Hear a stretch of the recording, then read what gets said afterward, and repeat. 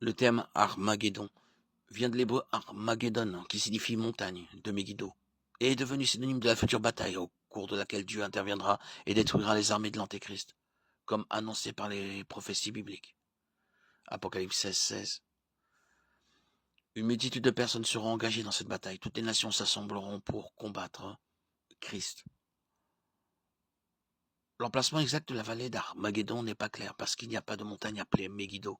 Cependant, puisque le mot Ar signifie aussi colline, son emplacement le plus vraisemblable est la région montagneuse qui entoure la plaine de Megiddo à quelques 100 kilomètres au nord de Jérusalem. Plus de 200 batailles ont déjà eu lieu dans cette région.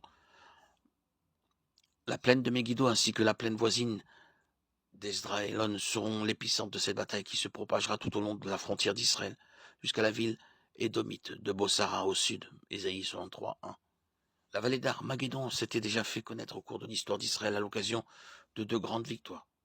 La victoire de Barak sur les Cananéens, Juge 4:15, et la victoire de Gédéon sur les Madianites, Juge 7. Elle a aussi été le site de deux grandes tragédies, la mort de Saül et de ses fils, 1 Samuel 31:8, et la mort du roi Josias, 2 Rois 23:29, 2 Chroniques 35:22.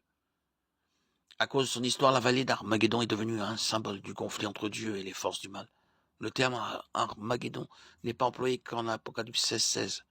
Ils les rassemblèrent à l'endroit appelé en hébreu Armageddon. Il s'agit d'un rassemblement des rois restés fidèles à l'Antéchrist et pour l'assaut final contre Israël. À Armageddon, la coupe du vin de son ardente colère de Dieu sera déversée et l'Antéchrist avec ceux qui le suivent seront renversés et vaincus. Apocalypse 16:19. Armageddon est devenu un terme qui fait référence de manière plus générale à la fin du monde, non plus uniquement à la bataille de la plaine de Megiddo.